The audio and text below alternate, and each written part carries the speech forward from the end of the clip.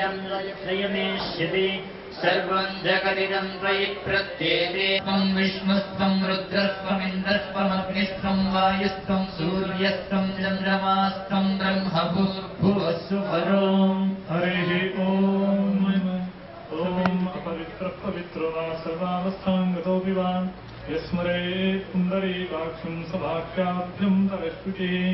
हस्तं प्रक्षादेशोपदं ब्रह्मभूर्भुवस्वरो गंगाद्यानि सर्वाणि तीर्थानि यत्र सन्निहितानि सन्तो श्रीसिद्धिविनायकमूर्तये नमः। शय्योरविस्रवन्पुरः तत्र सिकताः आर्द्राः शुक्लाः समतलीकृत्य ॐ ब्रह्मजज्ञानं प्रथमं पुरस्ताद्विषीमतः सुरुचो वेदादः स बुद्ध्या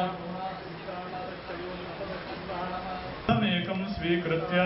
रथीतमगुरुतीनां वाजानागुसत्पतिं पतिम् उत्तराग्रास्तिस्रः ततः ईशान्यां चक्रं विदाय मुष्ट्याभ्युक्ष नैऋत्यां दिशितं शकलम् ॐ भूर्भुवस्वरोम् अग्निं प्रतिष्ठापयामि आत्माभिमुखं पाणिभ्यां प्रतिष्ठाप्य तत्पात्रे साक्षतजलमासिच्य ईशान्यां विदाय प्रोक्षितकाष्ठान्यग्नौ निक्षिप्य वेणुधमल्यप्रज्वाल्येग्राधिष्ठस्थानगताः तेषां ग्राणाम् एकादशस्थानस्थित शुभफलावाप्त्यर्थं सर्वेषां ग्रहानुकूल्यता सिद्ध्यर्थं ततः श्री सिद्धि बुद्धिशक्ति समेत श्री महागणपति प्रीत्यर्थं श्री सिद्धिविनायक प्रसादेन सकल विघ्न निवारणार्थं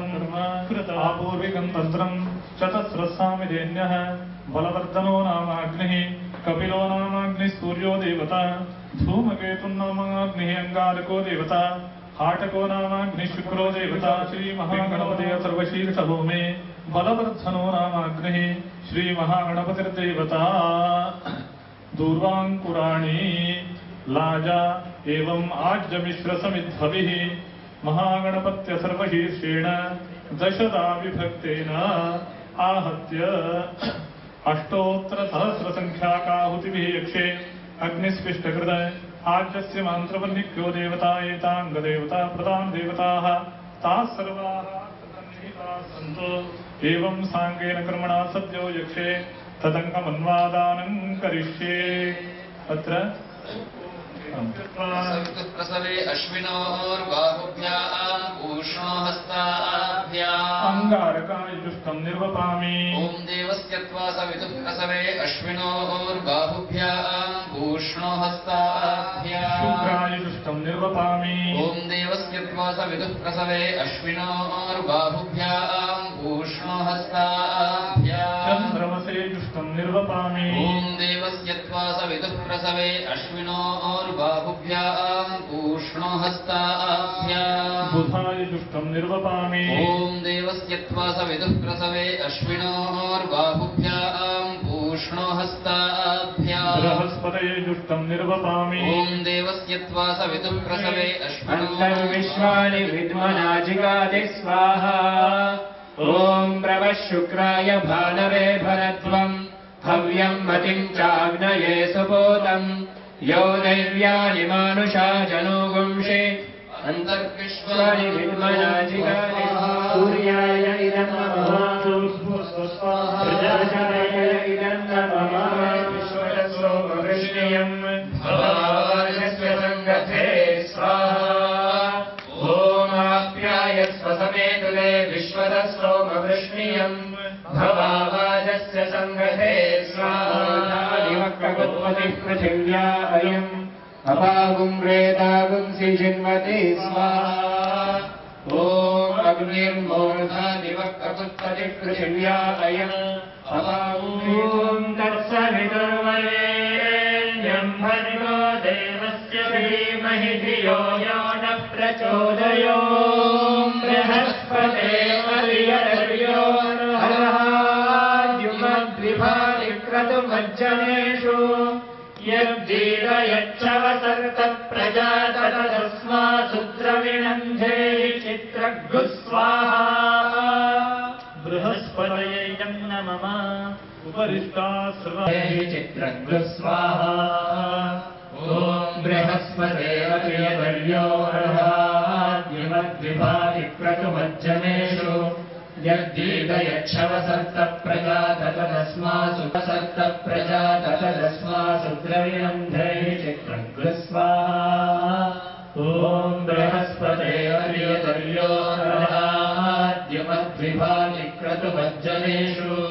यद्दीर्घयच्छवसर्तप्रजाततदस्मासु द्रविणन्धैः चित्रग्रस्वाहा बृहस्पतये नमः वच्मि सत्यं वच्मि स्वाहा भूर्भुवस्वरो स्वाहा ॐ गणादिं पूर्वमुच्चार्यं सह ब्राह्मणैः सह भक्तजनैः सह स्वामिनां षष्टिपूर्त्यं कल्पेन अभिवादये। नारायण से प्रार्थना करेंगे। श्रद्धां मेधां यशः प्रज्ञां विद्यां बुद्धिं श्रियं बलं यो ब्रह्मा ब्रह्मण उद्यभार प्राणेश्वर पृथ्वीवासाप्तिनागे ईशानो देवः सनायुर्दधातु तस्मै जुहोमि हविषा कृतेन शरीरस्य मध्याद्रोजमानो धर्मरुचिर्यरागात् समृत्युपाशादपनुद्य घोरादिहायुषेणो घृतमस्तु देवः ब्रह्मज्योतिर्ब्रह्मपत्नीषु गर्भय्यमादधात् पुररूपं जयन्तम् सुवर्णरम्भं ग्रहमर्कमर्क्यं तमायुषे वर्धयामो घृतेन दाक्षायण्यस्य सुक्रतुम् ॐ मेषामेषे पशुपतिः पशूनां जलुष्कजामुदजद्विपदा ॐ मुखम् आकाशात्मने नमः पुष्पाणि समर्पयामि वायुवात्मने नमः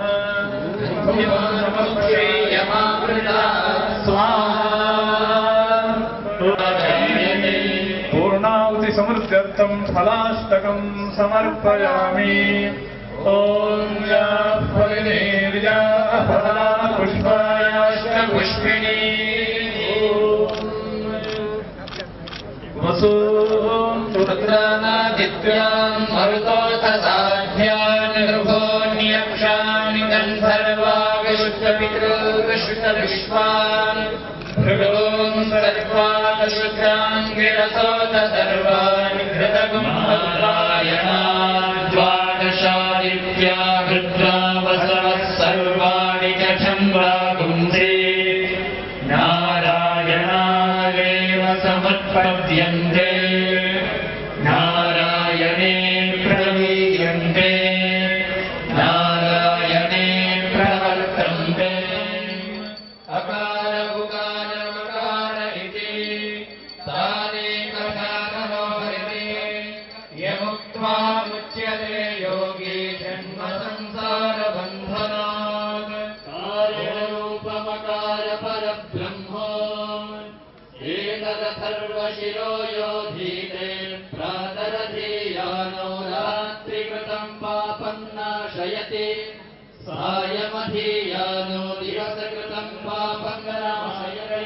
शिवे सर्वार्थसाधिके शरण्ये त्र्यम्बके गौरी नारायणे